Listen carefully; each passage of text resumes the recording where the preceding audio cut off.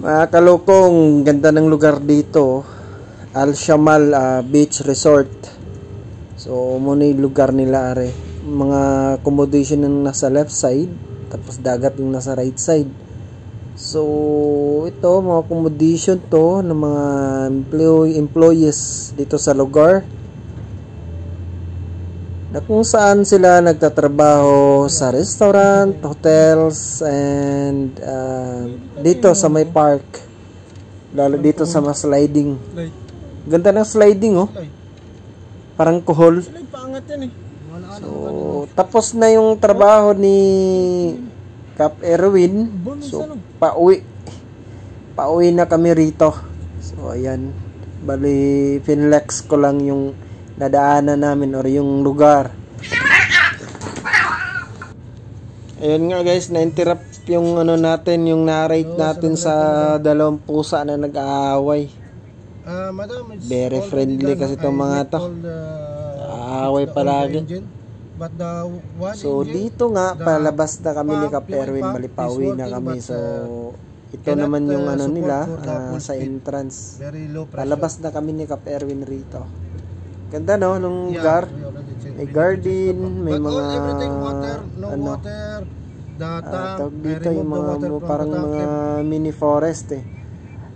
At sa labas dito pala guys, ang dami pugo dyan.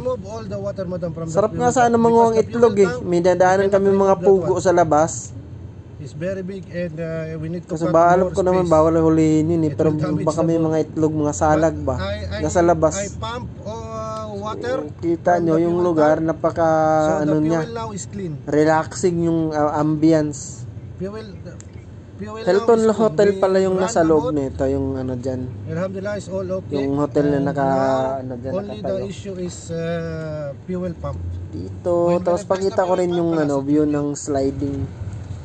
Meron dito yung ayan, mataas yung sliding dito eh, slide.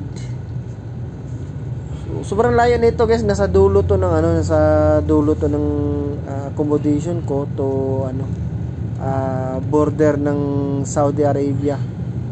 Pagtawid mo diyan, mga magbangka ka, mga 15 to 20 minutes, Saudi na siya. Sobrang lapit yan guys, andyan lang diretso.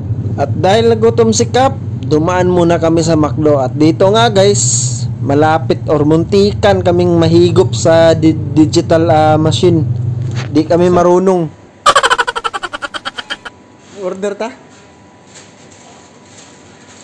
Pare, where we can find back here? This one.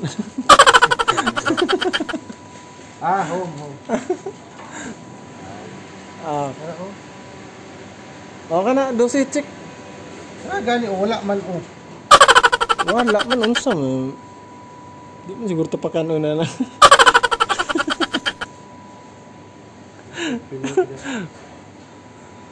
Yawa ko manghigo. Atyon na yung kaloy ba?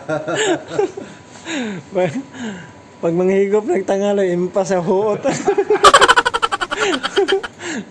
Wala lagi loy.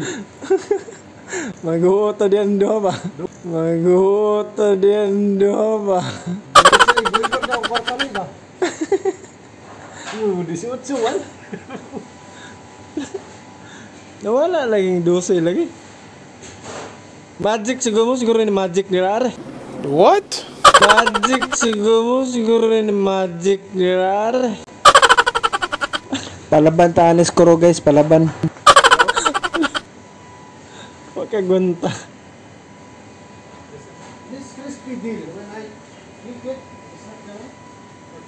This one pare. one piece chicken only? Yeah, you can get 2 piece. But this is, see here. 12 reals only. 12 real. 12 real you can get. But one chicken only? Yeah. Well, This one. oh. Only to ano, 2 choices. Yun nga guys, sulbad ang problema naman ni Cap Erwin.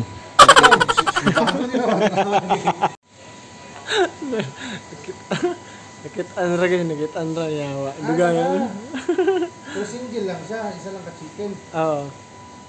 At least na sili pa kapin. At least na sili pa kapin. Tulungon.